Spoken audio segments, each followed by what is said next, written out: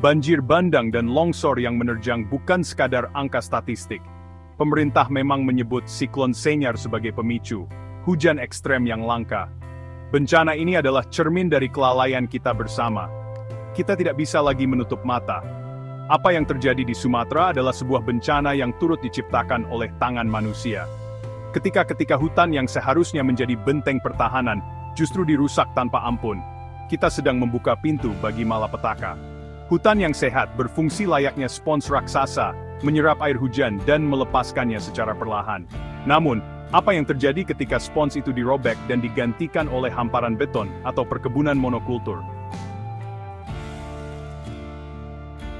Menyebut ini murni musibah alam sama saja dengan memberikan pengampunan kepada mereka yang seharusnya dimintai pertanggungjawaban.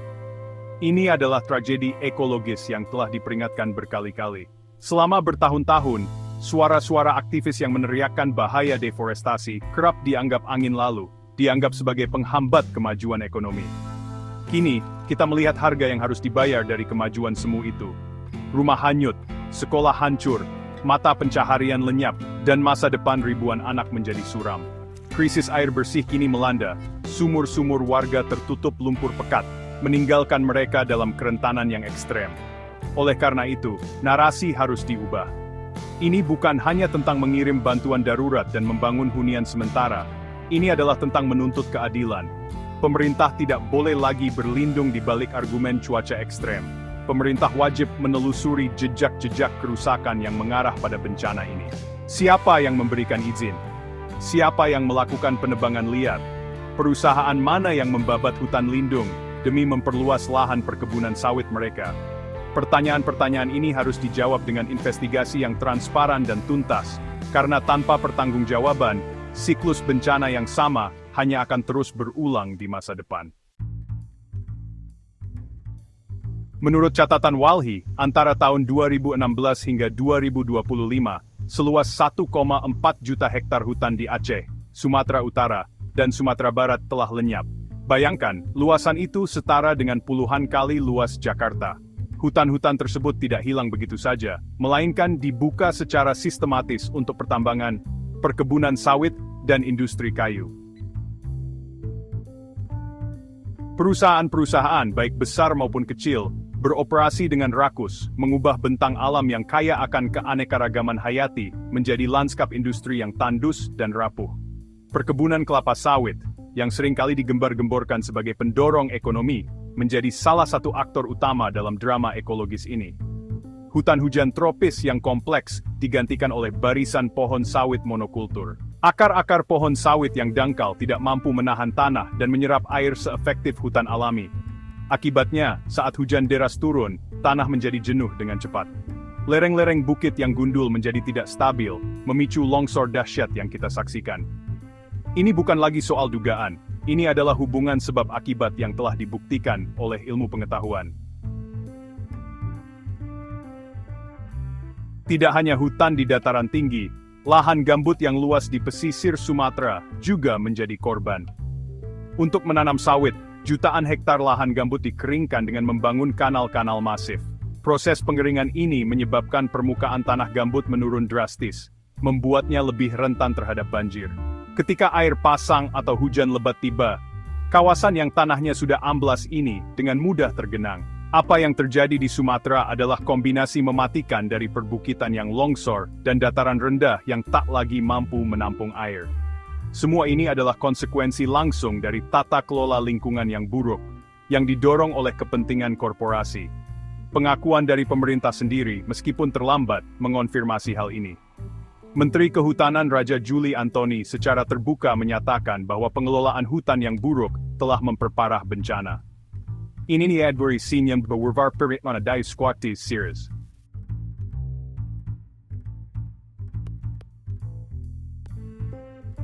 Janji untuk meninjau ulang izin, memberlakukan moratorium, dan mencabut izin bagi pelanggar harus segera dieksekusi. Jangan sampai janji ini menguap begitu saja setelah sorotan media meredup dan penderitaan warga menjadi berita usang. Di tengah duka dan puing-puing kehancuran, ada satu prinsip hukum yang harus menggema lebih keras dari sebelumnya. Prinsip polluter pays, atau pencemar wajib membayar. Ini bukan sekadar slogan aktivis, melainkan amanat yang tertuang dalam konstitusi dan undang-undang lingkungan hidup kita. Prinsip ini menegaskan bahwa pihak manapun yang menyebabkan pencemaran dan kerusakan lingkungan wajib menanggung biaya pemulihannya. Ini adalah soal penegakan hukum, keadilan, dan martabat bangsa. Pemerintah tidak bisa lagi bersikap lembek. Menteri Lingkungan Hidup Hanif Faisal Nurofik telah menangguhkan beberapa izin di kawasan Batang Toru. Ini adalah langkah awal yang baik. Namun, penangguhan saja tidak cukup. Harus ada proses hukum yang adil dan transparan untuk mengadili korporasi perusak lingkungan. Sanksi pidana dan denda administratif yang berat harus dijatuhkan. Lebih dari itu, pencabutan izin usaha secara permanen harus menjadi opsi yang tidak ragu-ragu diambil oleh pemerintah. Ini akan mengirimkan pesan yang jelas, era di mana keuntungan korporasi diutamakan di atas keselamatan rakyat telah berakhir. Menerapkan prinsip pencemar membayar bukan berarti membebaskan negara dari tanggung jawabnya. Justru sebaliknya, ini adalah wujud kehadiran negara dalam melindungi hak-hak warganya atas lingkungan hidup yang baik dan sehat. Dana pemulihan sebesar 51,82 triliun rupiah, yang diperkirakan pemerintah tidak seharusnya sepenuhnya dibebankan pada APBN, yang notabene adalah uang rakyat. Perusahaan-perusahaan yang selama ini meraup keuntungan miliaran dolar dari eksploitasi sumber daya alam Sumatera, harus dipaksa untuk menanggung sebagian besar dari biaya tersebut. Mereka harus membayar untuk restorasi hutan, rehabilitasi daerah aliran sungai, dan kompensasi para korban.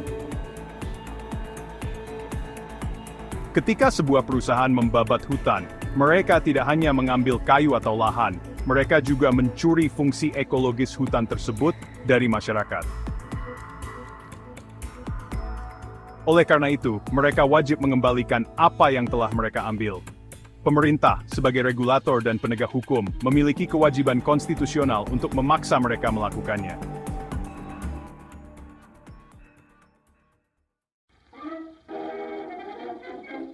Tanggung jawab perusahaan tidak berhenti pada membayar denda.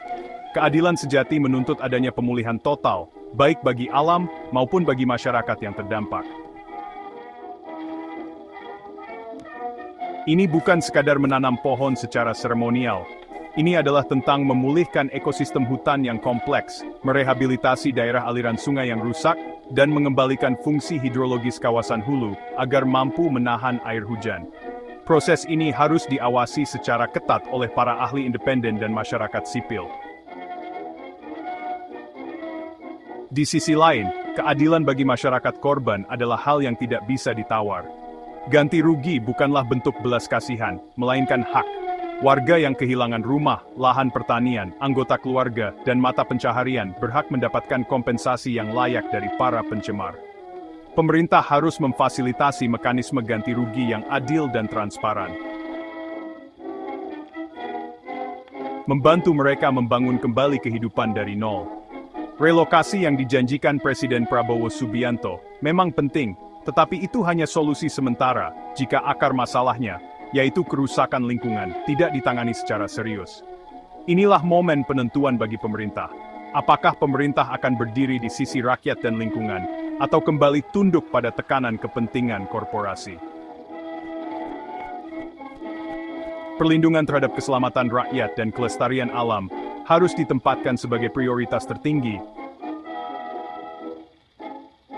Tragedi ini juga menyingkap dampak lain yang sering terlupakan, seperti ancaman terhadap habitat terakhir orangutan Tapanuli, spesies langka yang ikut menjadi korban dari keserakahan manusia. Kita harus terus mengawal kasus ini, menuntut transparansi dari pemerintah.